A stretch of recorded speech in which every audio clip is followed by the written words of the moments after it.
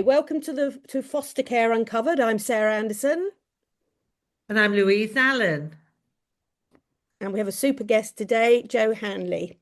Um, Today we're delving into one of the most important and least understood forces shaping the world that we all work in.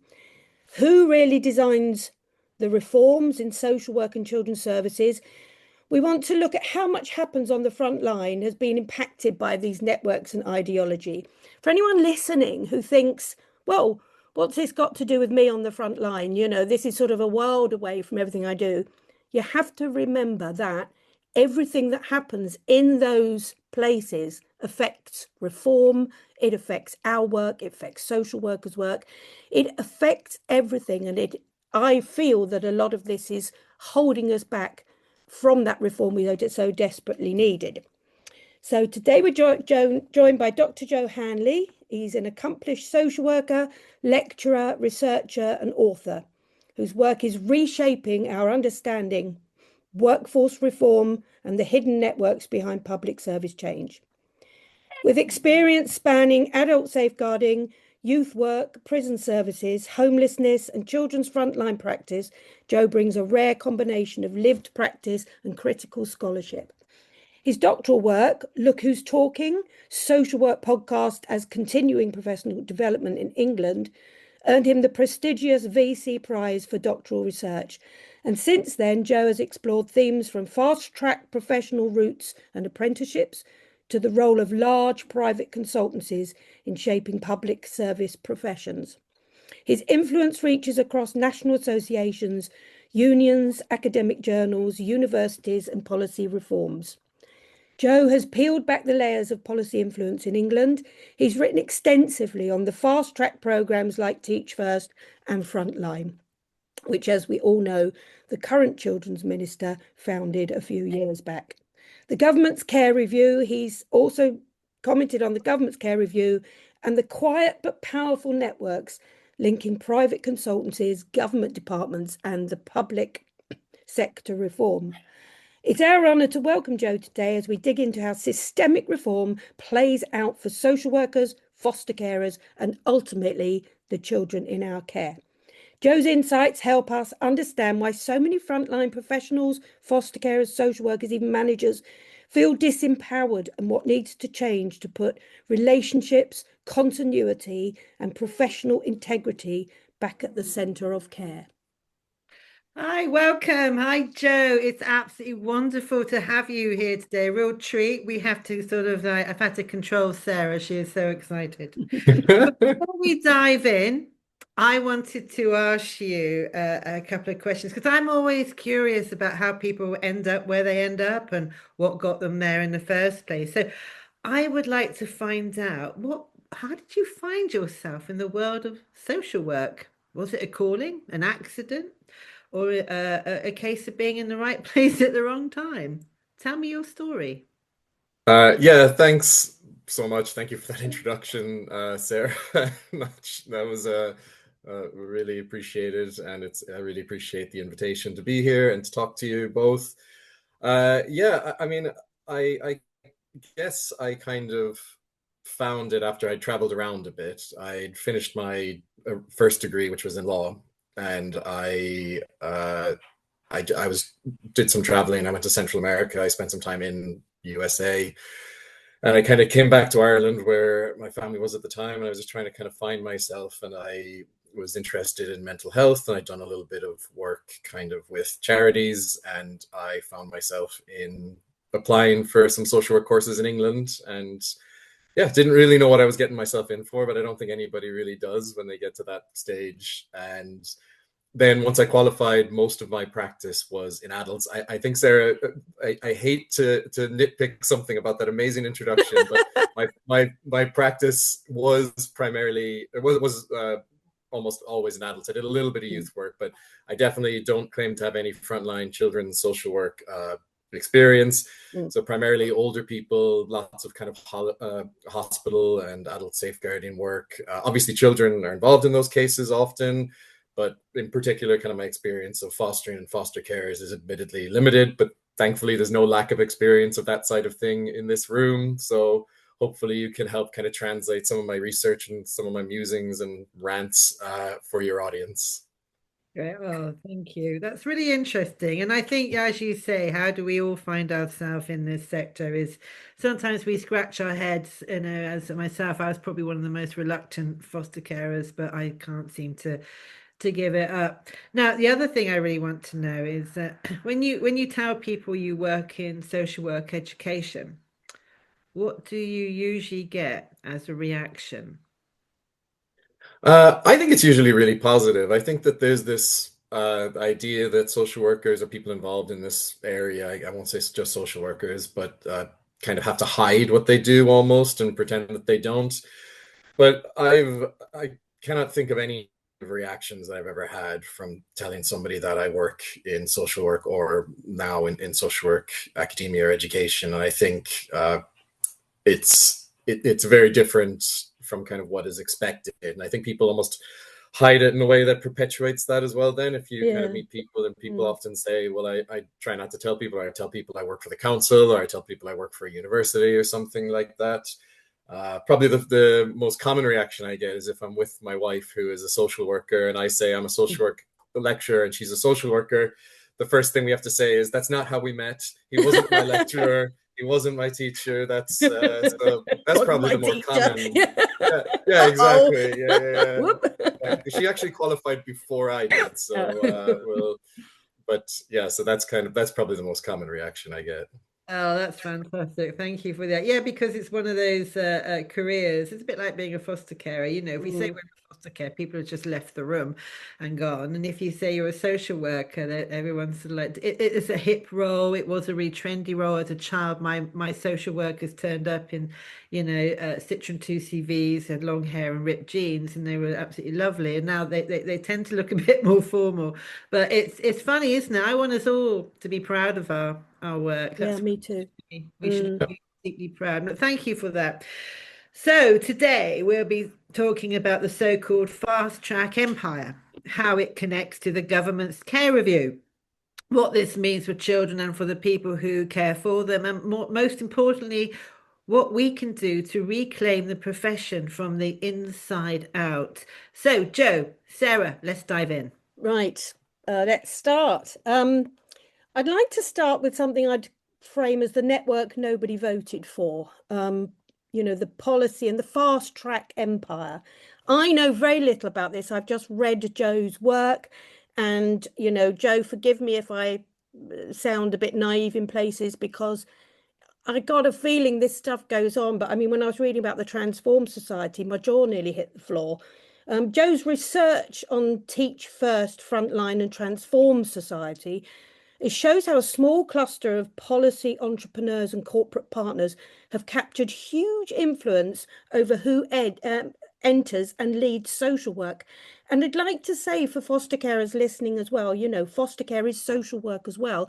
And it impacts so much on our roles. As you know, how much social work impacts on your role every day. So, Joe, the first question we'd like to ask is, how did this network gain such a hold over social work and children's services policy? Yeah, that is a story that could certainly take the rest of this podcast and many more podcasts. But I guess it's important to kind of highlight that this work that I've done on policy networks, and a lot of other people have as well. And the idea of policy networks isn't a new concept. There's been a long time, recognition of the role that networks have, networks within government, networks outside of government, how they influence. The changes, I think, over the last couple of decades, at the risk of getting a little bit too theoretical, I promise not to do a huge amount of that, but they come with kind of the technology and what academics call neoliberalism that's kind of transformed social structures and systems. So, for example, there's this Spanish sociologist, Manuel Castells. I've drawn on his work quite a bit if anybody wants to go delve into that. He has this theory of the network society.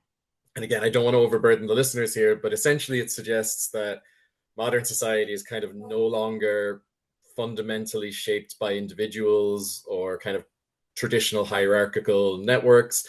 or structures, it's based around networks. So if all society is based around networks, then so is policy development. So I've kind of done research alongside some really great colleagues on these networks in children's services policy development. That includes mapping of these networks, so getting this visual representation. And these maps started quite small, but they grew and grew. And the biggest mapping project I was involved in, it actually mapped over 1,000 policy connections in children's services involving people and organizations. Yeah, that's an incredible piece of work, Joe. Yeah. Yeah, and again, I have to credit colleagues, especially Colin Webb, for pulling that all together.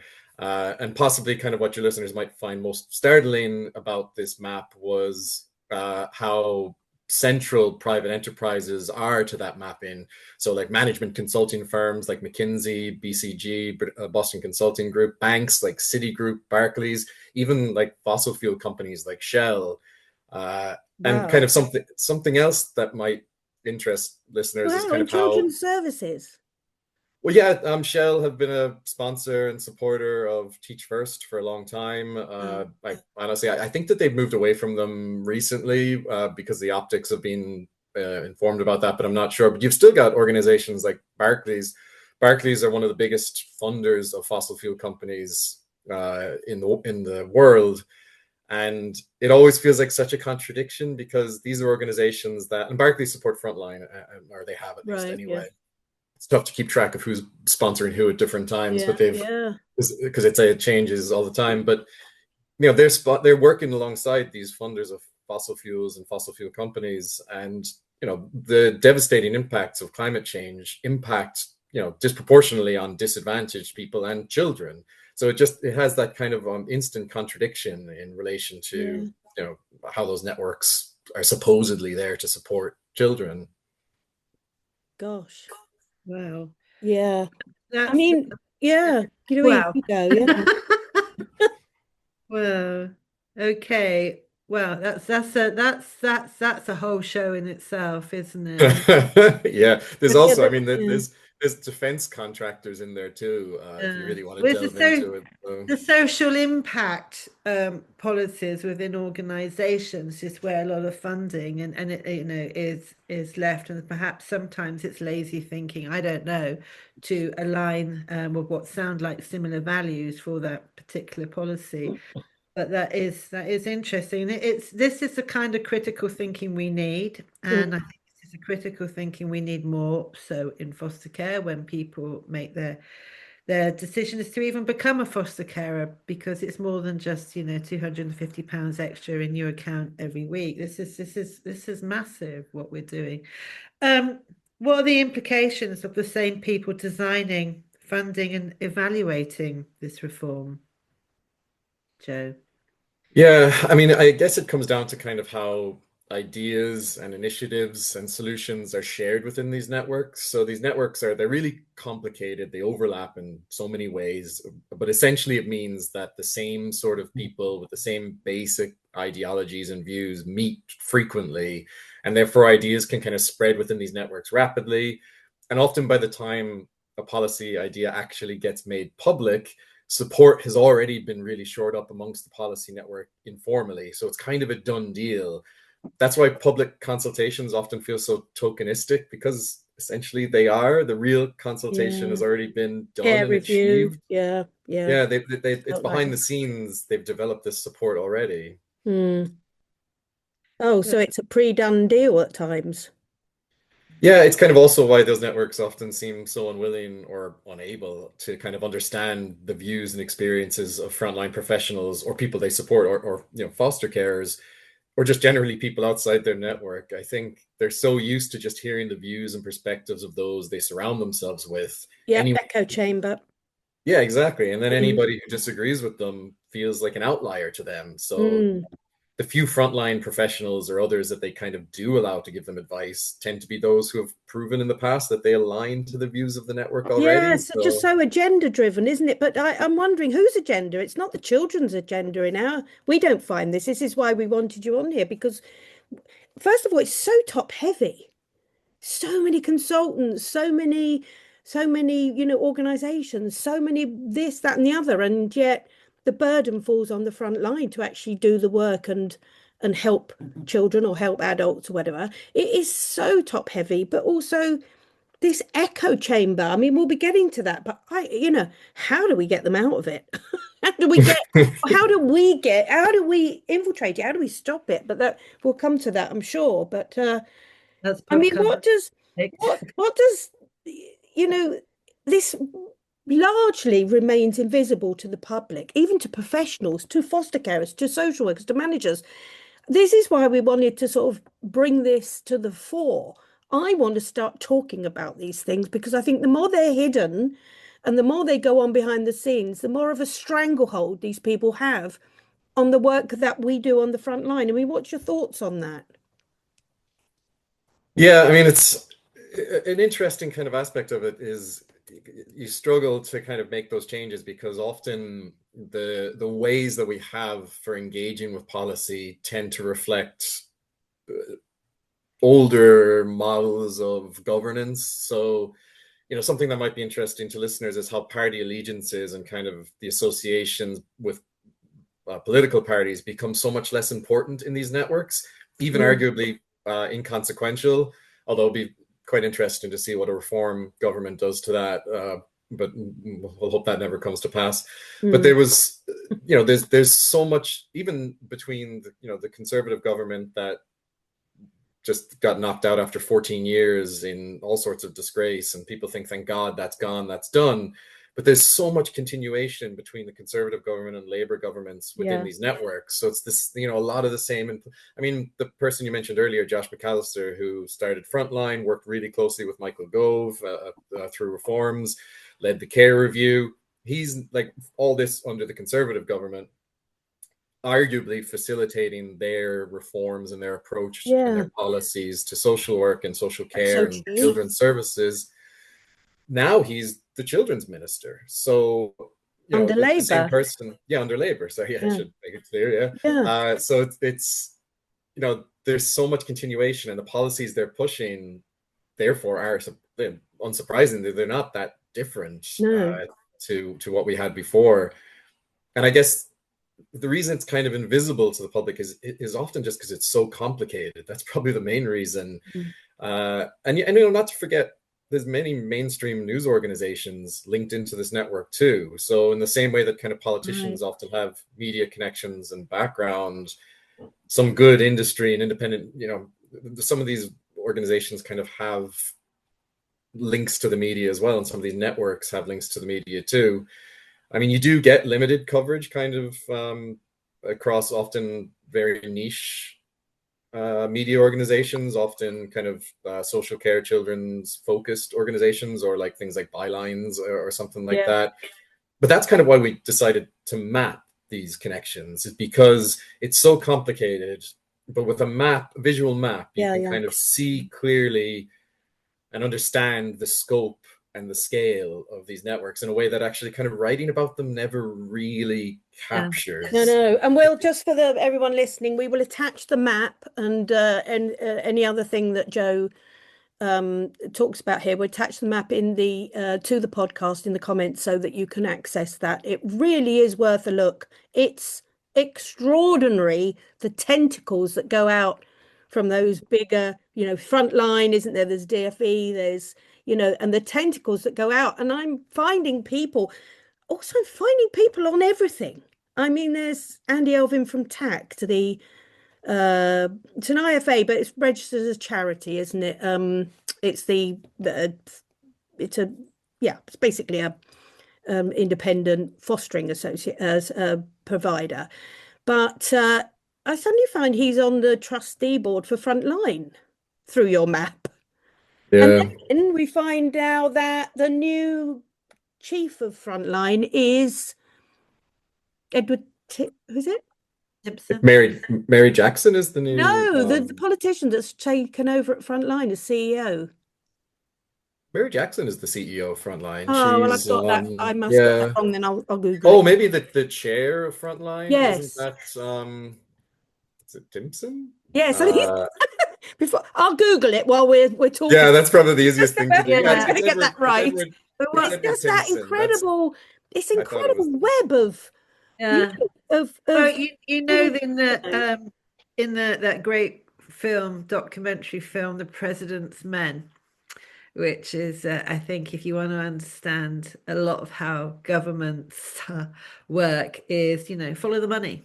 And when I've been on TV and radio in the past, and it used to kind of blow my mind that every time I got to be like the BBC, be whatever platform, I'd get to the point where I was just about to go on, the producer would come up to me and whisper in my ear, please don't say anything negative about local authorities. And I remember with one BBC interview, I said, look, I've got nothing to say then. This interview is already over. I've got nothing left to say because the local authorities, the delivery of services, it's the processes which they use, which are for me the reason I'm here today. So it was like, but follow the money is always, I think the interesting bit, and that's again another podcaster that would require a lawyer and an accountant, I'm sure. I mean, we have terrible trouble, don't we, forever ever getting anything into the media. We managed with our survey last year. We had a great PR girl who got us into ITM news, which was quite a feat. But we go to people with stories and they're like, wow, that's quite the story, blah, blah, blah, blah. Then they come back to us and say, oh, I've been to my editor, but perhaps, have you got any nice stories about foster carers and foster children? Or dead children? Yeah, someone seems to have to die before they do anything. But is that part of it? Because you really can't crack this. It's so hard to crack the media about our stories. Or are they just not interesting enough for the mainstream media? What do you think, Joe? Yeah, it is. It becomes an interesting thing then, where because there's a thread in social work policy and debates about this idea that we need to have a better media presentation. We do hear that a lot, and sometimes we have that almost thrown at professionals that, well, social workers need to be better at speaking up for the profession or advocating for the profession in a way that I think that social workers are damn good at advocating for the profession and speaking up for the profession. That doesn't mean that anybody's listening. I think that's the real issue. Like you say, it's really difficult to kind of get those stories through into the media. And like you say, and that's because of the way that the media is set up. It's profit driven. It's driven by clicks, and it used to be driven by ads, and now it's driven by clicks, which is ads as well. And so if a story isn't going to get those clicks, and it's not going to get that attention, and it's not going to get shared on social media and stuff, then nobody cares. And they can talk about media impartiality all they want, but that's ultimately kind of what it boils down to. And again, it unfortunately, again, I would say politicians and the media are to blame for this. They have created a situation where society, when they do want to know about what's going on in children's social care, it does tend to be when things have gone horrifically wrong, and that tends to be what sells, and that tends to be what gets people angry and interested. And again, unfortunately, because those are such a small, tiny, infinitesimal percentage of all the cases that and situations, there's so much good work going on, and maybe but then maybe we're naive if we think we can change that, because that's kind of just the way the media works. And I think maybe we need to look at other channels, things like podcasting right now. This is an opportunity to get alternative perspectives out there in the world in a way that isn't necessarily controlled by mainstream media, although mainstream media have arguably colonized the podcast market too. There's another podcast for you. I mean, I just want to pick up on something you said. Oh, by the way, everybody, it's okay, we're safe. It was Ed Timpson. Yes, I thought it was. There's so many, there's so many changes all the time. It's so difficult. And they all just move around from one thing to another, it seems. Which is why I should say really quickly that the mapping that you're going to share is horrifically out of date, because it's a couple of years old, but it becomes out of date almost immediately. Well, you can just swap them around within the map, really, can't you? Yes. That too, yes. I just want to touch on something you said there, which is really important to us as well as foster carers, is about narrative, and especially in the media, which then becomes public narrative. We have a narrative we've been trying to break through as foster carers for years. it's not helped by the government in court cases saying that how can we be classed as workers? Not that I want to get into that discussion right now, but if we're just watching TV and having dinner. So Joe is rolling his eyes, everybody, for the thing in the podcast. And the narrative, how do we break that narrative? It's the media narrative. Obviously, I don't know in your map if there are any of the big fostering organisations like Fostering Network, maybe Foster Talk, but certainly some IFAs and stuff. But this capture of the narrative, which serves certain agendas, I think that's also the case with social work. I'm not sure that social work has the public narrative, the positive public narrative that it perhaps should. Yeah, I think I've done some recent work on this, so it sounds like you're not aware of it, but if you are aware of it, you're setting me up, then thank you. No, I wasn't aware of it. I wasn't aware of it. Yeah, I've done work what I call the social work public perception myth, and it's this. I kind of delved into policy and how it frames social work public perceptions, and for decades, the government has used this idea that there's a negative public perception of social workers as an evergreen excuse to introduce whatever reforms they want. Right. So frontline included, but introduction of the chief social worker, our new regulator, that's been a bit of a disaster. Almost every reform you'll see something about how there's this need to change the public perception of social workers. But actually, all research that's been done, not just in England, but Scotland, internationally, USA, countries in Africa, Asia, other parts of Europe, they almost always find that the public really respect and value the contribution that social workers make. The vast majority of the public, obviously. So social workers actually have a relatively good public perception, certainly above average when it comes to professionals. So this idea and there's people listening to this. If there's any social workers listening to this, they probably think I'm lying, or they won't believe me because it's so ingrained into the profession. This idea that there's a negative, and because I've talked about this research in conferences and talks and stuff, and I do get that pushback. It's like, well, where I've worked, there's people hate social workers, and I don't think you're talking to the right people, etc. But I didn't even do the research on public perception. I was just analyzing it. But it is that it becomes that kind of myth. So I think it's important to kind of interrogate. Media and politicians, they perpetuate that myth like crazy, and certainly they're constantly have negative narratives around. But actually, the public people are far smarter and far more discerning than I think we often give people credit for. They know a lot of that research into the social workers and asking the public what they think of them.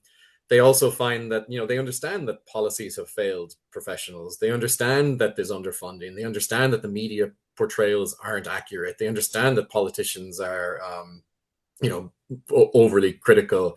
And on that note, politicians shouldn't really be saying much. They've got by far the worst public perception. If you look at any sort of trust rating, there's this annual survey that they ask the public to rate how much they trust different professionals, and politicians are always at the bottom of that. Journalists aren't far ahead of them. They're these kind of the people who are constantly telling us that we need to fix our public perception.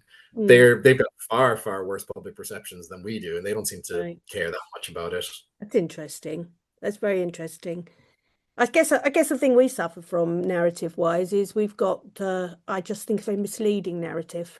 If you say you're a foster carer, people tend to put their head on one side and say, "Oh my goodness, isn't that marvelous? Wow, I couldn't do what you do, you're a saint," But actually, it's a far more visceral, complex, skilled vocation, undertaking, job, whatever you like to call it. And that's another day. But it's a narrative that actually perhaps we should do some research on, Louise. It's changing. Quietly simmering because my blood rises every time, as an ex-looked after child myself and as a foster carer of some seasoning. I think, where are our voices? You have these tokenistic voices, but I'm a reasonably intelligent woman. I've had quite a big career. I worked in academia for 23 years and I've worked as a journalist. I've worked in many, many realms. But the moment I became a foster carer, I became literally a cardigan, a beige cardigan overnight. And it's like, I think social work and foster care have been set up to dislike each other on occasions. I feel that there is, it would be terrible if we all got on and agreed, wouldn't it? It would be, someone would lose out, wouldn't they, if we all kind of worked together in some kind of harmony. But anyway, that Some is kind of power. well, power is harmony, isn't it? Mm. Because once you've got everything set up and then there is peace and there is calm, you can think more clearly. What we all tend to do is firefight, and firefight drains us. We're firefighting in our homes, we're firefighting all the services, education, therapy services, the children's services, and none of us really have time to look up and see what's going on, which is why I'm so grateful Joe's here to tell us what's going on, because we're kept very busy. You keep people this busy when you don't want them to know things, in my opinion. Yeah. I think that's And you're right. a segue you've just done there. Isn't that what they call it, Joe, in podcast? A segue into our next section, which is the care review and the ideology behind reform. The focus here be how government reviews and reform have been shaped by the same networks and ideologies. And, you've written critically about the pantomime of professional reform, Joe, and the links between fast track alumni and consultancies and the care review team. And I really want to get down to this here because it is a bit of a hot potato and I don't want to skirt around it because it's really live right now. We've got Josh McAllister, formerly of Frontline, formerly of the Care Review, now as Children's Minister. And the question is, well, the interesting thing is that he seems to be pedaling back a lot on the Care Review at the moment, but it's hard to say. Lots of good things said, a lot of sound bites, a lot of politicians, phrases and things, but I'm not sure that it's working, to be honest. I'd like to ask you, to what extent did the Care Review reflect genuine sector consultation versus preset ideology? Yeah, I think to situate it, I guess the Care Review was launched in 2021, I think. Yeah, 2021. And, it's important to remember that that was launched by Education Minister Gavin Williamson, will you believe, who is whatever 25 education ministers ago at this stage. It sounds like decades ago now, doesn't it? Yeah, I know. It was in the midst of the pandemic. I mean, he was when he launched this, he was all like Williamson was incredibly unpopular. Like, he amongst professionals, especially teachers, either before or just after he did this, he'd had like a vote of no confidence from like teachers unions and stuff. He was forced out soon after in a complicated, shameful way. But that's the start. That's like, the beginning of this. And kind of despite the fact that it was arguably over-rushed review, there was still so many different ministers for children and education ended up overseeing it. It was only like a year and a half, slightly less even, I think. But there was so much like change in government ministers at the time, which disjointed the whole thing. But Josh McAllister, who was appointed chair, he was a known commodity in the Conservative government, like we talked about earlier. Close associate of Michael Gove, helped shape social care policy under the last government, in particular in his role as founder and CEO of Frontline, that trains social workers, but is also now involved in all sorts of other stuff. And our mapping actually kind of points to Josh McAllister as the most heavily connected person in the policy network at the time, meaning he was as far from independent as one could get. So arguably he was kind of uniquely unqualified for the role of independent chair. Because he was like I said, he was a known commodity. They knew what they were getting. The Conservative government knew what they were getting. They knew he would consult, who he would consult, I should say, and he knew who he would platform. They knew that he wouldn't be too challenging of the government's record, and that his report wouldn't be too critical. And this was, notable from the very start of the review, and the awful way that he treated experts by experience who came forward to be involved and who were, essentially dismissed with an email after many having given really extensive details of their backgrounds, care backgrounds that they'd had. So they immediately felt alienated by the review. And in my role, I'm kind of mostly aware of social workers feeling alienated by the review and excluded by the review. Something How did that pan out? How did it pan out? Yeah, I mean, what did that look like, that feeling excluded? The British Association of Social Workers did quite a lot of surveys during the care review, and they found, very few social workers, a small percentage, felt actually able to meaningfully engage with the review. And social workers talked about the kind of stuff that does back up the research we've done, unfortunately, is social workers complained about kind of, it's all the usual suspects involved, was a term that they used. They talked about exclusive invitations to be involved. I mean, Josh McAllister, his unredacted contract to chair the review seemingly released by mistake in its unredacted form. I don't think that was ever confirmed, but it certainly, there was a redacted version and then an unredacted version was published online that included clauses not to embarrass the government. Like, that was in there. And to work with like specific government approved organizations on the review. In the independent review. Yeah. And then, also there was a requirement that he couldn't assume any additional funding for recommendations. So everything had to be like cost analyzed. And there was a specific requirement in there, I think, to collaborate with the Ministry of Housing, Communities and Local Government at the time. That was being led, but during the review was mostly led by Josh McAllister's good friend Michael Gove. And McAllister, even on a podcast, which is why I think podcasts can be really helpful, is sometimes people will let their hair down a bit and say stuff that maybe they might not have said if they were writing like an official government blog. But because Josh McAllister talked about how the review was being rushed through, I don't think he used that word, but he was done quickly because people did say, this is a huge review and you're not taking that long to do it. And he said it was being done in part because they wanted to get it done and implemented to an extent before the Conservative government were out of power, which at that stage was pretty much the writing was on the wall, which says a lot, which it makes it bizarre now that he ended up being part of that new Labour government that came in and is now, to make an even bigger mockery of the fact that it was an independent review, he is now the one theoretically responsible for implementing the findings of his own review. Yeah, that's a bit bizarre.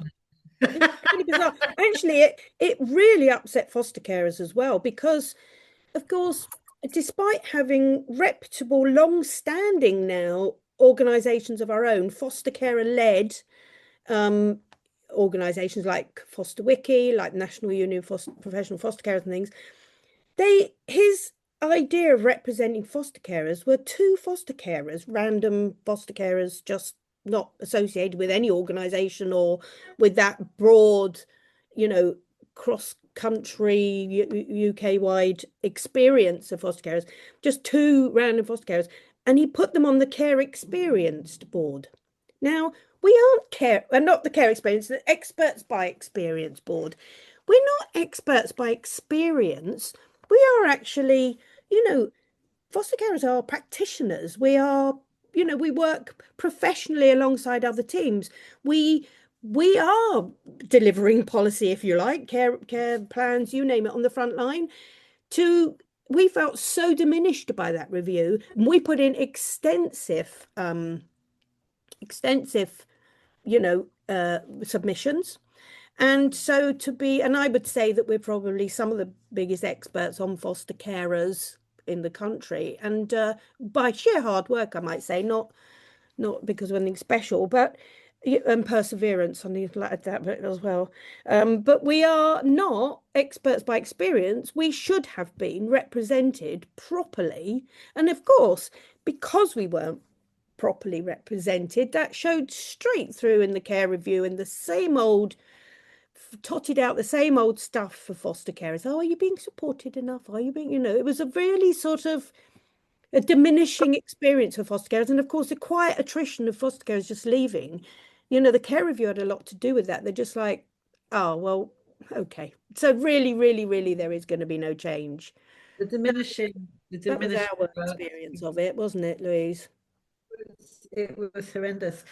We are diminished. I wonder, and I have absolutely nothing to back up this theory, but because it's a bit like the veterinary industry, is that they make huge amounts of money out of the kindness of women, and this who take up the roles as veterinary nurses and so on and do a lot of the work. I might be talking complete rubbish, but I think I might not be. But with foster care, it's also perceived as women's work that instill a lot of the mindsets of what looks like, from my perspective, when I look at all the faces, men in control of this sector, that it feels like they perceive us as some sort of like it's women's work. It has a less value. And if they give us too much attention, or we're given too much voice, then the truth will be out. And then they might have to pay us, or worse still, have us round those tables and listen to us. So I think it's just a deeper thing. I think it's a lot to do with the fact that and then a lot of male foster carers, and I talk to them, that they end up becoming, like, oh God, I really know what it's like to be a woman now. You just get ignored, you get undermined, you get, all these things. And yeah, I know. So I don't know. I think there's political, but I think there's socio, and there's a historic hard wiring that foster care is women's work, therefore worth less. Yeah. And Yeah, also, it was deeply distressing, wasn't it, Joe, about the care, the experts by experience, and the care leavers there were hundreds and hundreds of them deeply distressed by it. And even the ones that were popular and the chosen ones, if you like, now seem distressed by it, because he's peddling right back on the care experienced protective stuff. Yeah, and just to kind of address Louise's point, I completely agree. There is certainly that gendered element to all this. One thing that I do think our mapping was helpful with was it shows clearly how many men are in the center of these policy discussions, in what, especially our mapping mostly looked at teaching profession and social work professions, both of which are female majority professions by a long shot. And it's really important, I think, to say female majority professions, not female dominated professions, because that's often the terminology used, because they definitely are not. If you look at the higher rungs of leadership roles in these professions, they do tend to be very disproportionately male, considering the frontline makeup, gender makeup. And that's problematic for all sorts of reasons, but it's it certainly got those historical elements to it as well, of the diminishing of what is perceived as women's work. And I think, I forget who it was exactly, but it was a politician, and she said before that social workers need just common sense, and that the job could just as easily be done by streetwise grannies, was her exact terminology. Wow. And that is the sort of perception that you kind of get from politicians, which is we suffer from hugely. Yeah, so it does again. It's that, yeah, like you said, it's the idea that there's. Yeah, I could easily find it. I'll find it out before we finish this podcast, and I'll tell you. Yeah, we'll put it in the comments. You find out first. Yeah. And like you said, it's that perception of foster carers that I think you said, sitting in front of the TV during the day, and like, how is that real work? As if that's what foster carers are spending their time and energy doing. If they get a chance to stop and watch some TV, it's a few minutes of self-care. Oh, we just light a candle. That's why we didn't have a bath. That's our mindfulness and our therapy done. It's simple. Have our nails done. Yeah, we just had have a massage and go off to the spa and right. Every day. Not. Yeah, I know. We laugh because it's so tragic. Yeah, absolutely. But no, but thank you for that. I'm yeah, interesting. When you talk about the reforms, Joe, I think I'm right in saying that, you solve problems of their own making. What do you mean by that? Just really quickly, it was the Secretary of State, Virginia Bottomley, who said that about streetwise grannies, and she was actually a social worker Oh, by was background, it? Oh, right. which Yeah. Oh, really? makes it even more concerning. But we same as yourselves, we get that sort of kind of diminishing of the role all the time. And but sorry, you were saying about solving Yeah, problems of their well, own I making. actually think it's diminishing of the children, to be perfectly honest. Yeah. Yeah, of course. Yeah, Yeah, 100. yeah. At the end of the day, yeah. Young people. Yeah, no, I was just curious about in your work, you talk about these reforms, we use the word reform lightly, or interestingly. So you talk about solving problems of their own making. I just wondered what you Yeah. meant. So it's kind of about the same people being involved for so long. So Yeah. Isabel Trowler is a good example. So she's the chief social worker for children and families in England. She was appointed by Michael Gove, interestingly enough, and her role was announced at the same time as Frontline was announced by Michael Gove, to add an extra little element. She's been involved in Frontline and stuff. But anyway, the point I want to make is she's been in the role for like 12 years now, I Oh, guess. Yeah, wow. 2013, 12 years, yeah. Uh, and she's still arguing to solve the same problems that she claimed she wanted to solve when she came into post. So arguably now she's claiming to want to solve problems that she helped create or at least sustain. Mm. And she spent huge amount of money in that role, launched all sorts of highly disruptive reforms, been involved in some really questionable contracts, and still social work vacancies have increased, agency rates have increased, working conditions for social workers have tanked, turnovers increased, pay is stagnant, social work students are in a much worse position, but ultimately she's friendly to the network and friendly to the government. So and now she's leading the next, set of reforms. And she's very close with Josh McAllister, as well. So he's certainly not going to force her out anytime soon.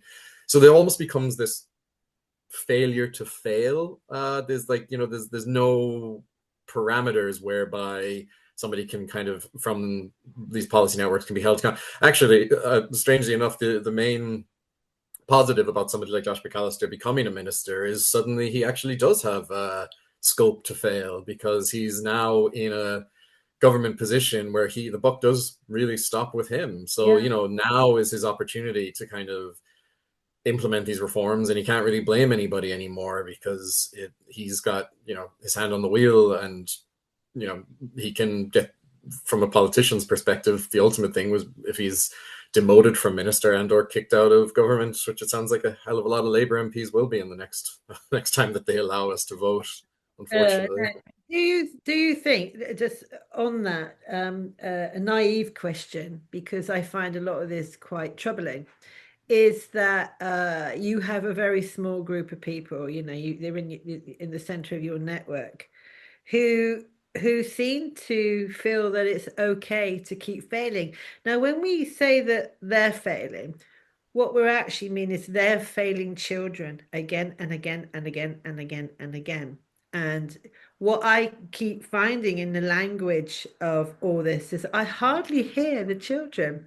They get shunted to the side, even off the cliff now.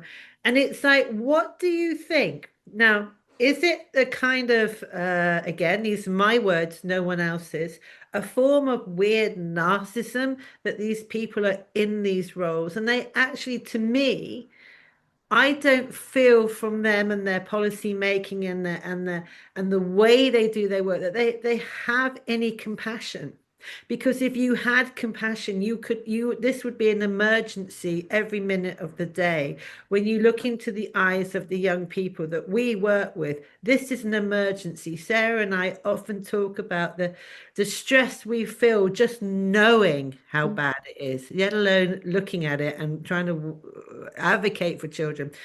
I want to help other foster carers understand, and the young people who are coming out of care and can ask these questions, because when I came out of care, it was so troubling to think, and why didn't anyone care? And when I sat with siblings who were also in care, and we've sat in Oxford in a park the first time we met after 30 years, 30 plus years, tears pouring down his face, he just said, why didn't anyone care? And that's the question that children want to know. So when you got people up in making decisions at policy level, and I know they'll be listening, why don't you care? Where is your compassion? And what are they doing? Why are they there? I guess that's about, how do these networks shape what the government defines as success? Because there doesn't seem to be any success. No. What do you think, Joe? Yeah, and I, as much as I'm highly critical of these networks and people in them and how they work, often the people in them, I do genuinely think that they're, they are doing the best that they can, or they're trying to change things, and they think this next reform will be the one that works, even though it's based on the same basic assumptions as the last reform. And even though, everything that I've tried in kind of those veins hasn't really worked. So I don't think it's a lack of compassion or desire to help people. Like a lot of these people I'm talking about are former professionals or even current professionals. And so they will not necessarily have that kind of persistent frontline engagement, but they will, they'll know about the challenges and things. Not all of them, not everybody, certainly not some of the management consultants who are involved or the financiers. But so I don't want to completely do that, although I completely understand it can feel like that. And social workers certainly often feel like that as well. And the people they support, that the people making decisions and deciding reforms don't care to an extent. And so it's also not about dismissing that feeling, because it is there, and to some extent it doesn't really matter the motivations behind people and in the network and what they're doing if the impact is the same on people and children. As far as kind of how they shape what they define as success, in line with that, how they define success chops and changes a lot, kind of almost at times depending on what's expedient. So, and I guess another role of these networks is that it hides that failure that I was talking about. It doesn't kind of hold people into account. So I already kind of mentioned the failures of Isabel Trowler as chief social worker. Frontline, the charity, I mean, if you look at, they were established with a bunch, the proposal for Frontline laid out some really clear areas that Frontline was going to address. Rising demand. Just for our listeners, actually, Joe, because not everybody will know what Frontline is. Can you do a little explainer? Oh yeah, sure. I wasn't sure. I No, don't know I how much we think a lot explained it at the won't know start. what it is. Yeah. No, we've been raving on about it here.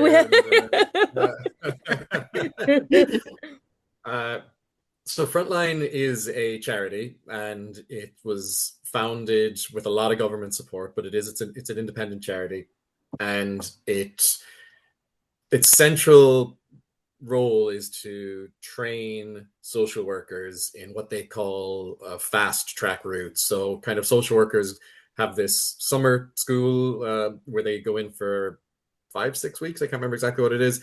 And they have really intense training, and that used to be residential. Now I think a lot of it's gone online, COVID, and realities of that.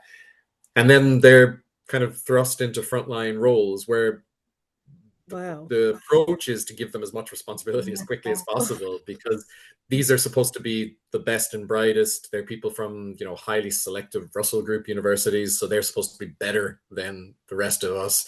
For anybody, Teach First is probably a better known version of this. Frontline was based on Teach First. Josh McAllister, who we've been talking about, he was trained through Teach First. So it's that same model of Teach First. It's like, the best and brightest graduates, they'll come into the classroom or they'll come into the social work office, and all these, by definition, by association, I should say, if they're the best and brightest, then the rest of the professionals who are in there with 20 years experience are, use your own terminology. So it creates a lot of tensions as well within the profession. It almost kind of splits the profession. So when Frontline were established, 2013-ish, they had like this kind of bunch of things that they said the best and brightest were going to come in and solve. So things like rising demand for services, high vacancy rates amongst in social work teams, high agency team use, and each of these kind of things has worsened, or at minimum there's no clear evidence of improvement, but there's no like accountability for frontline. They've just recently been awarded a new contract that like it increased their numbers again, as they always do. And government contracts. Yeah, sorry, government contract. The vast millions and majority millions, isn't it? Yeah, hundreds of millions have gone into these types of agencies or these types of charities, and they do get support from private organizations, like I said, like often some organizations that have quite questionable ethical issues going on too themselves, which actually is something about that, is that to an extent charities like Frontline allow these organizations that have been up to some quite dubious and questionable things around the world and in England, and by associating themselves with Frontline, suddenly they can say, well, look, we're not that bad, we're helping children. Yeah, it's very similar to greenwashing. We like to call it like they're almost laundering their reputations through the profession. They're using the profession as a way to kind of suggest that they're not as bad necessarily as all other evidence might suggest. And then it becomes kind of about saying the right thing, not challenging the status quo, loyalty, shared ideology. These things become far more important than track record. And that shared ideology tends to be associated with market and business logic. So rather than kind of disruptive or challenging or professional values and logic. Yeah, interesting. Very interesting. And that goes back to what I said earlier about follow the money. Yeah. Sure. And I mean, so do these fast track routes undermine long-term professional development and relational practice? Relational practice. I mean, that's a big word these days, isn't it? I think you've just kind of answered that in a sense, in that you can't have relational practice where there are tensions. Yeah, I mean, they've certainly, I guess, undermined or certainly made it a lot more challenging for other kind of programs to function in this network. Because because one of the other things about fast track organizations, like I say fast tracks, that's kind of their terminology as well, because it's important to kind of highlight that actually the Frontline method, because they've had so many problems with their method, it actually now takes longer to get a master's through Frontline than a standard postgraduate, because it's all done in practice. And same thing with Teach First. It's not necessarily faster than other routes. The fast track element, I guess, is more about the fact that they do this kind of 6-week program, and then they're in practice where they're gaining all this responsibility and supposed to have this impact while they're qualifying. But they also get a huge amount of money from the government for this. Like, it costs way more to qualify a social worker through Frontline than standard university routes, which is another inequity, because then social work students on most university programs, most of them don't even get a bursary anymore. And if they do, it's very small. The amount of bursary hasn't increased in like 12 years. So you've got students who are on one program, best and brightest, often from more advantaged backgrounds as well, who get full pay, 20,000 bursary for the first year, and then in the next year they get salaries. Whereas you've got students on 2 or 3 year university programs who are struggling. I've had students who have worked nights while doing a full-time placement, which is and that becomes a fitness to practice issue, unfortunately, because obviously you can't be practicing if you've been awake all night, but it's just the realities that they don't have that financial support. We can align with that, can't we, Louise? Oh yeah, but that sounds like a bit of an own goal, to be honest. But they obviously can't see it because they're funding it even more. So I guess it's back to those networks. Who's listening to who, and why aren't they listening to people that actually know how to fix things? I know that's a very simple way of putting it, but actually it's the truth. Yeah, and it's another kind of element to these networks is that those who steer too far from the kind of the central ideas of the network or the culture is a term that these networks almost have their own culture, which does shift and change, but it's importantly the main thing is that it sustains the network that it will never. But those who kind of move too far away, so those who do a critical evaluation, those who speak out, they will find themselves excluded from the network or never invited in the Like, first place. oh, You don't get those critical voices in there. And that's not to say that there aren't disagreements within these networks, but they still largely agree on like the route of travel, the solutions, where they should come from. And probably most importantly, they agree that they or people like them are the ones who have the answers and should be in charge. That's why you don't, in a situation like the care review, like you said, the involvement of foster care is felt quite tokenistic because you're not necessarily part of that network, and you Yet, you Joe. you'll have a different Not approach. yet, we're not. We're hoping that when you do your new map, right in the middle of it will be Sarah Anderson and Louise Allen. That'll be the day. We goodness. have Oh the my we have the God. determination. Shall we move on to the next sector? Impact on the front line. What happens to social workers and carers? The human cost of policy capture by these big networks. With public sector system designed around managerial targets and short-term schemes, social workers and foster carers face disempowerment and burnout. How do you think these reforms and the impact of policy capture has changed the nature of social work itself? I guess something we've already touched on is that kind of many of the reforms like frontline, chief social worker, what work centers, they kind of they start from the premise that social workers aren't good enough. So we need to get the best and the brightest to replace poor social workers. We need to do, these what work centers that were set up to do research essentially for the government. So we need the government led research because social work academics like myself just aren't doing good enough research. We need somebody to speak for the profession. So the chief social worker, even though the debates about what her actual role are long, but we need people to speak for the profession because existing leaders aren't good enough. So it's not just frontline professionals, it's all up and down. It's the idea that the people aren't good enough.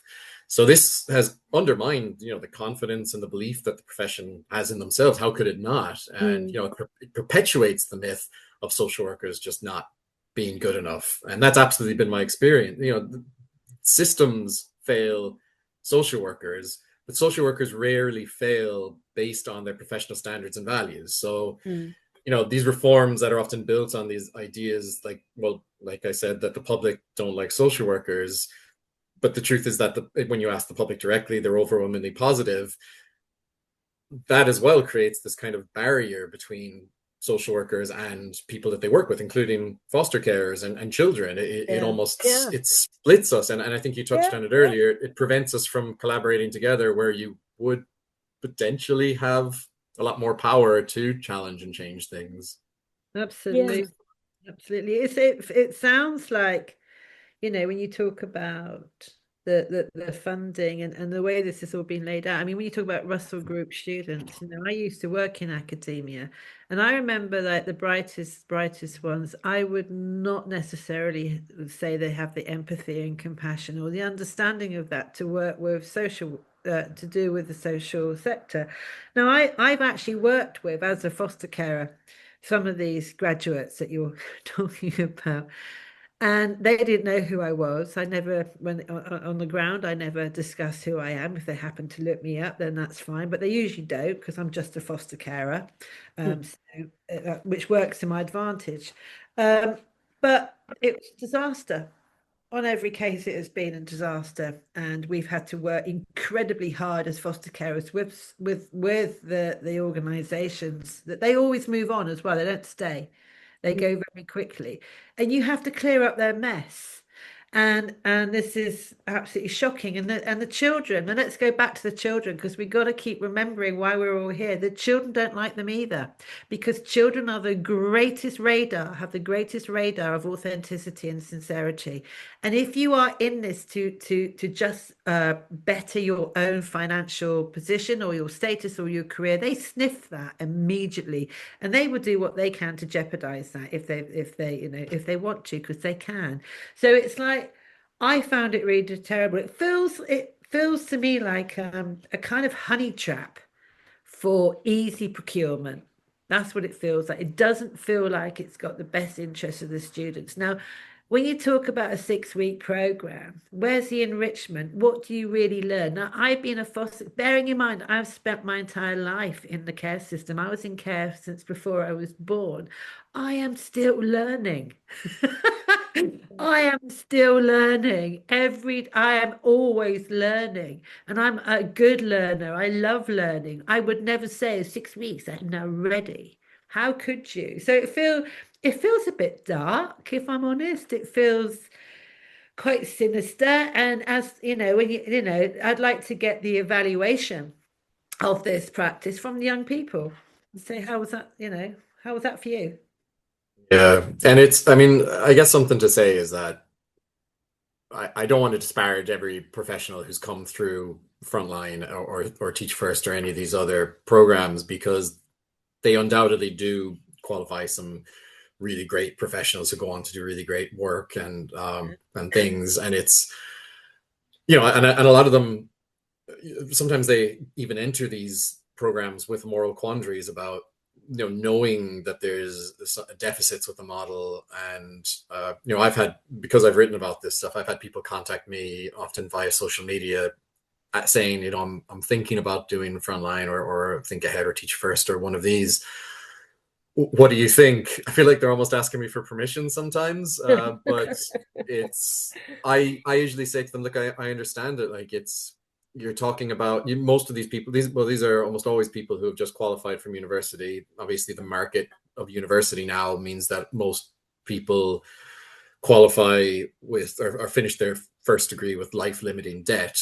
And the idea of choosing between doing postgraduate in a university where you'll take on more debt, or a highly funded program like Frontline, it can kind of unfortunately seem pretty straightforward for why people do that, which is also a reason why university social work programs are struggling so much, because you do have that challenge from that, when we can't even remotely equal the amount of money and resources that the government gives Frontline to train and support its people. So I just don't want to completely disparage like all professionals who go through these things, but the point you make is still valid, in that choosing social workers primarily, they still do other tests and stuff and interviews and things, but the first step is kind of having that strong academic, best and brightest, talented, whatever they want to call it, background. And that's not a recipe for successful recruitment into professions where academic background isn't necessarily the most important aspect. I think there is some research that backs up what you've said about people from those backgrounds having slightly more difficult engaging in empathy and things. And like yourselves, and I know Sarah, you've talked about kind of your background and kind of what brought you into foster caring, and I'm sure the same is with you, Louise. You bring yourself into the background and the professions, and that almost is your background, whether it's a professional background before joining the profession or before becoming a foster care, or your personal background before entering one of those things, that shapes you as a professional, and that kind of is so influential in how you act and support people, and just in understanding the issues that you deal with and you come across.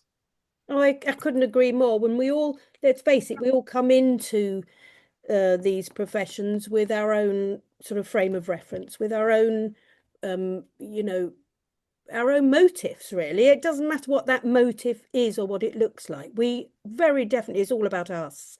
I came in because I've always had passion for young people. And of course, that often comes, often in our profession, especially fostering, may have come from not having the easiest time when you were younger yourself, like Louise. But also, I came in from the NHS, seeing a lot of young people and adolescents, and then decided I want to do more at home. So yeah, that I came from that. But coming from that background in the NHS, I also brought that with me, which then of course translated into completely being startled and amazed at the way I was treated, and the difference in the way I was treated there from my previous team. So that was a real eye-opener, and probably set me on this path of campaigning for better. And also, I think what gets lost in all of this, in what we're talking about today in foster care, is the children. What the problem is, when you come in, you probably are, a lot of these people probably are thinking about the children or the adults they're going to care for. But somehow, I mean, we've sort of gone into all our other questions. They've all merged into one now. That's how it happens. Yeah, but somehow these sort of systemic distortions then start to translate into the experience of the child every day. I kind of guess, how can we build a system on stability and humanity, not ideology? Got any magic answers to that? Yeah, the listeners can't see my face as I try to solve these things. It's yeah, I mean, as far as kind of the everyday experience that children have and how this kind of impacts on them, I mean, you both probably know that much better than me. I like I said, my background is adults, so even what I do know is kind of more around that. But there are things that you can point to, like careless accommodation for 16, 17-year-olds. I don't know how much you've been following that. Yeah, absolutely, yeah. Saga. But like, so the government introduced kind of new standards for care experienced children under the Use age the of term 16. loosely, standards. Yes, standards. But these standards, they didn't apply to 16, 17-year-olds necessarily, with the essential kind of difference being that 16 and 17-year-old children could be placed in accommodation that doesn't include quote unquote care. So this can be like an unregulated setting where sometimes they're homed alongside adults, and so this was going on during. There's a charity Article 39 that Yes. So they have a much better account of this, but this was all kind of going on during the McAllister Care Review, and in the interim report that the McAllister Review produced, the view was kind of taken in there loosely that it could be important for 16 and 17-year-olds who want more independence to be afforded kind of the opportunity to be housed in this unregulated place that doesn't have care. So recall, like, these unregulated settings, they don't have the kinds of minimum standards that foster carers would be subject to. You know, they aren't regulated. They aren't all regulated by Ofsted. They're privately owned. Often money making is an important aspect of that too. So anyway, the government was actually challenged about this in court. But when the government relied on the McAllister interim report as evidence for kind of why these the differences in care standards were needed, because the McAllister report had mentioned almost in passing that some 16 and 17-year-olds wanted this independence. So then when the court found in favor of the government that these standards could be different, essentially the McAllister review the interim report was used to support that. And then when the final report came out and actually was quite critical of the government approach for 16 and 17-year-olds, didn't matter. The court case was done.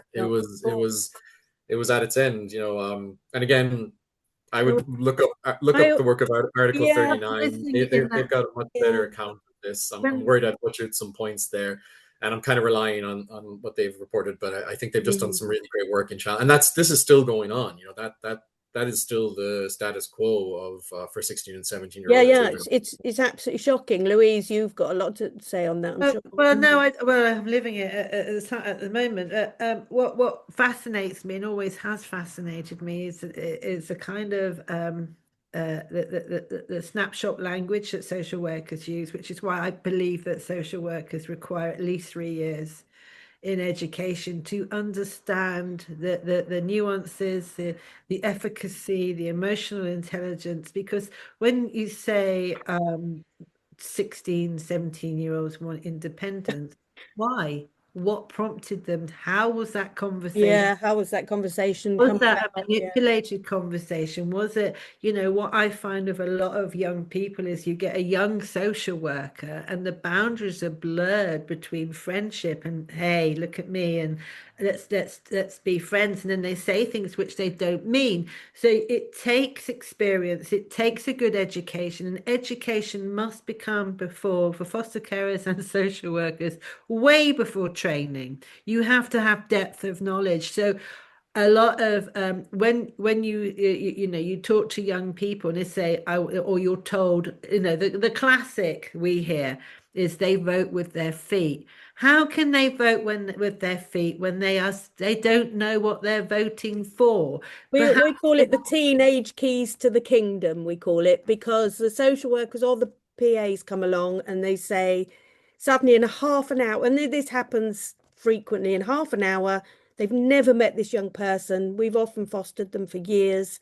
They don't engage with us, and they hand them what I call the teenage keys to the kingdom. Oh, you can be independent, you can live in your own flat, you're going to get money, even though they don't realize it's far less money than they get now. And you can live on your own, no adults around telling you what to do. What teenagers at 16 is not going to grab that? Yeah, especially a teenager who's been let down so No, often. absolutely, what absolutely. that's when it becomes the relationship. When you get the newly qualified social workers or the new that don't have the depth of education and experience, that's when it becomes dangerous, I think, for the young people. Not by malice, I'm not saying that, Joe, at all.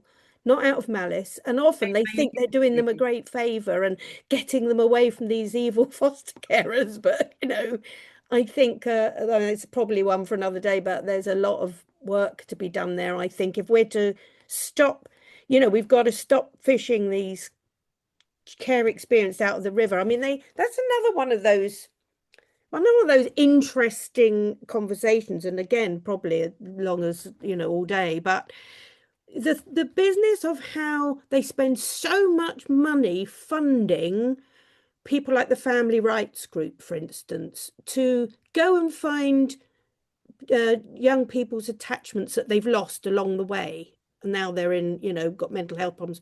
Why aren't we spending more money stopping that happening in the first place? Yeah, you're asking me? Yeah, that's Well, it I must was be hoping that, similar for you, yeah, well, I was hoping that was a rhetorical thing. question because I don't have an answer for that. I think it does well, it's often that kind of thing as well, where you mentioned earlier about kind of how I talked about the pantomime of reform. So this idea that these kind of changes happen all the time, but from a professional perspective, you don't really notice any difference except for the disruption that kind of comes from them. Uh, it's it's this idea that if you never the solution never seems to be let's properly fund foster carers, let not properly fund, properly support, let's say, Yes, yeah. the frontline Mm, professionals. That's properly, and they'll phrase it in that language and mm, stuff, but ultimately it tends to be tinkering with systems and restructuring or whatever. mm, uh, but arguably, if you haven't kind of provided that essential support, and if frontline workers don't feel supported and like they have a backup, and that they don't have to constantly be firefighting or mm. like trying to find how to firefight almost. Yeah. And Bit of if respect you and valuing and all of that. Yeah. yeah, and if you don't support social workers, if you don't support foster carers on the front line, then it doesn't matter how good your systems are, the whole Yeah. thing won't work. Whereas actually professionals of every ilk can function quite well with bad systems if they feel and are properly supported. So Mm, arguably, you need to get I mean, we already do. The systems are bad, regardless of mm, what they say. So they already have the experience of pushing through. But if I think the first step is to properly support professionals, and I include foster carers in that 100%. And once you've kind of provided that support, then start talking about restructuring and reform, because to be honest, you don't really know what's working and what isn't working if you're not properly supported.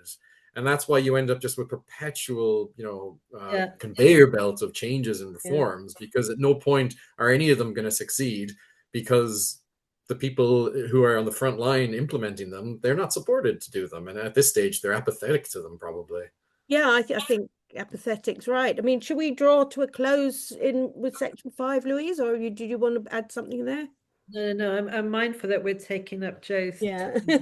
Oh, that's okay. This is really interesting. Oh, that's all right. I'm feeling really interesting. Because I wanted to tell you, Joe, that what you have just said, and I'm talking slowly so Carl can edit.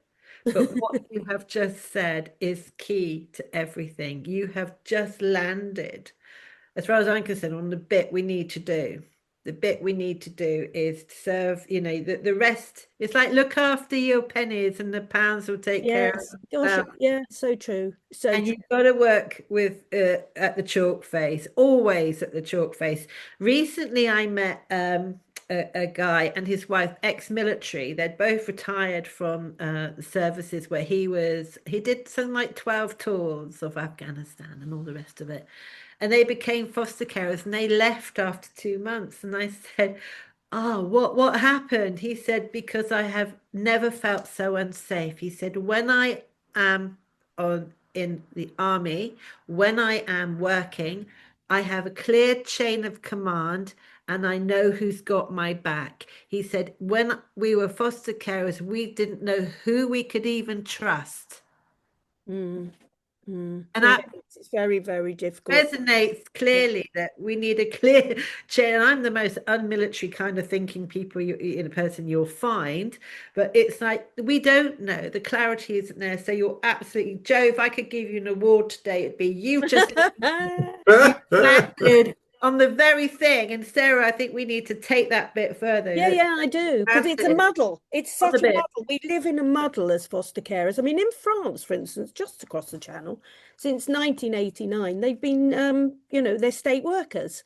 They get a pension after 10 years. They've got proper union rights and union bargaining units. They get paid a salary every month, and then they get additional amount for the children's allowances as they come in and go out, and it works.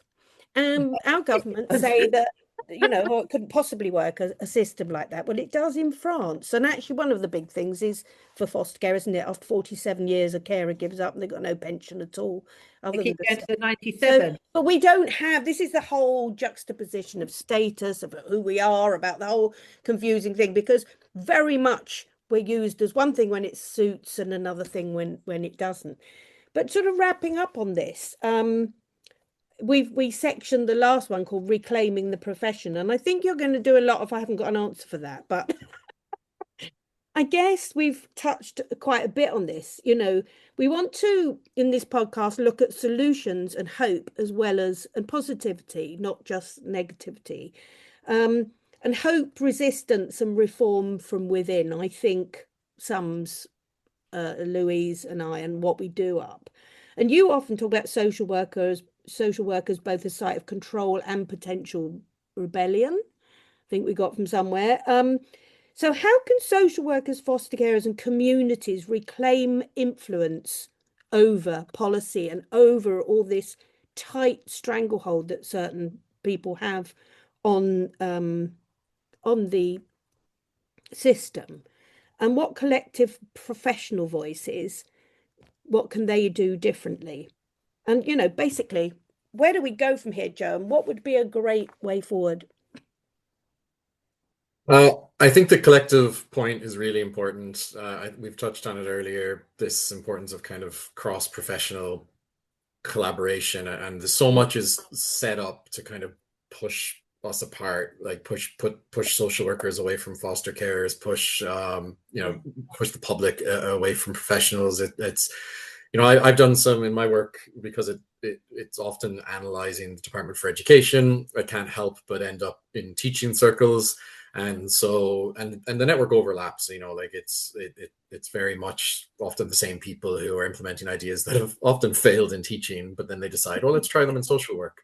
And they so I think so I've had some amazing collaborations with teachers and academics from the teaching side and education side, and they face the same challenges. And you know, we've already talked about how foster carers share many of the same challenges. So I think, you know, and I think the reforms that we've talked about and the approach that this network takes towards reform is often individualized solutions, and things that individualize things, like saying we need the best and brightest social worker to come into a team to solve things, as if one person acting alone can fix an entire system.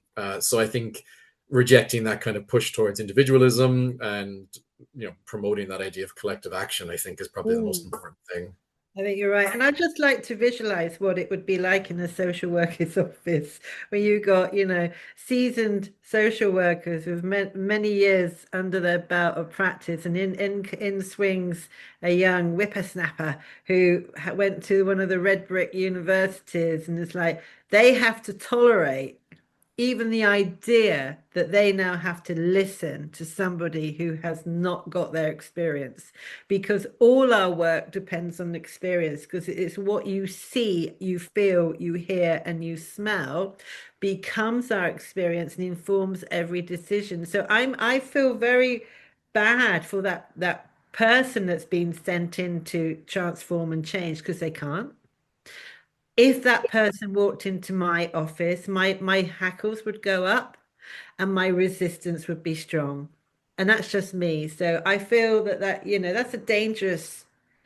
It is. And how it also, I think it just pinpoints for me what how experience has somehow become less than. For instance, I never use the term lived experience next to a foster carer, because for some reason that's a diminishing thing. If you say, oh, well, you know, we really want to hear your lived experience, I'm like, no, we've got professional experience, we've got whatever, but experience is so important. How come it's got so diminished? Yeah, and I guess, yeah, it's Free. we talked about, we've kind of skirted around it, but Yeah.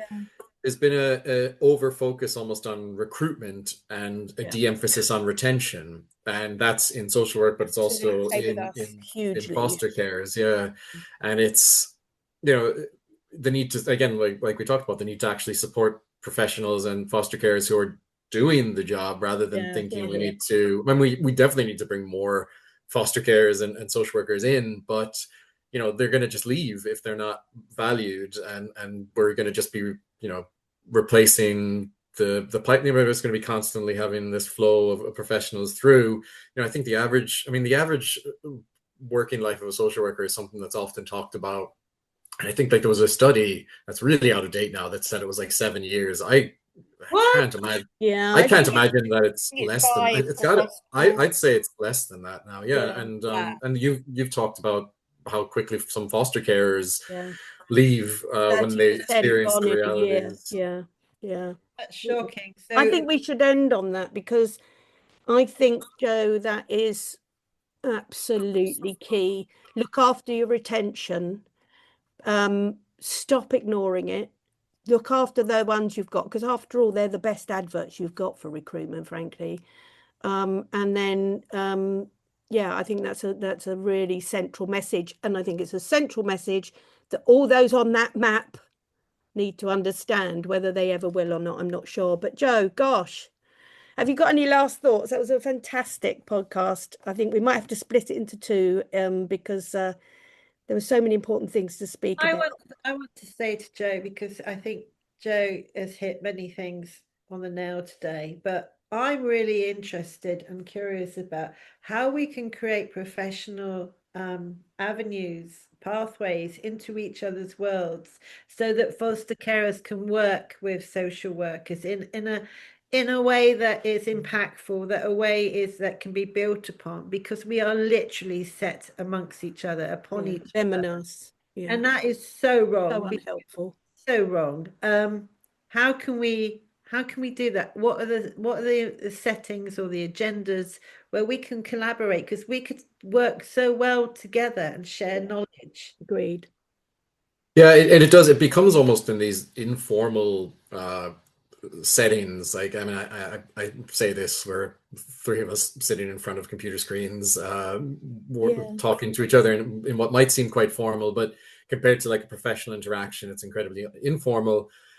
And you do, I think you really need to, because while I talked a lot about networks being important for policy development and things like that, if we go back to what I talked about at the very start, which was the theory of the network society and this idea that society is more made up of networks now than anything, that means that resistance needs to be networked as well. So actually, it is about kind of creating those connections and that mutual support. And one thing that can help with is that it's much more difficult to co-opt a network. So if you've got an organization that's got a leader who's challenging the government, they can bring that leader in and suddenly that organization is kind of under the umbrella.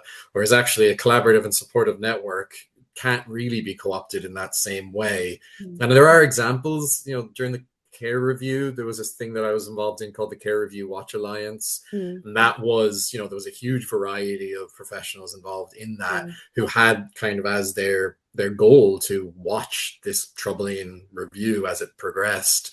And so I think it can happen, but like you've said, it's really challenging because so much is set up to push people apart. And I think, Louise, you said it earlier, everybody's so damn busy to take the time to do that. It's really given us food for thought, I think, that, hasn't it? I think. Yeah, but I feel definitely. inspired now I feel inspired as well. to find ways of doing that. And If you set people against each other, it's just divide and conquer, isn't it? Yes, and that's what that's where we lose our strength. I think yeah. Social workers and foster carers, listen, we're the ones working directly with those young people, and teachers, and everybody's setting everybody else up to fight each other. I sit in those CLA reviews, I sit in those meetings, those PEP meetings. Everyone's rolling their eyes when the other person's not there, just saying, oh, it's all their fault. It should not be like that. We should have each other's backs, because if we have the children's best interests, genuinely the children at the front and center, we'd all get on because we'd all agree. And that's what we've got to keep remembering. The children first, and then we'll I think that's a fantastic place to finish. The children first. And we hope that more people follow that thought. Joe, thank you so much for joining us. If you're interested in more of Joe's work, we'll link his publications, including that very important map, in the show notes. And as always, if you're a foster care professional, want to be part of this conversation, you can join us at Foster Care Uncovered, and we look forward to hearing from you. Please give us your feedback. Joe, thank you so much. Thank you. It's been an inspiration. And we'll speak to you very soon, hopefully. Cheers. Bye.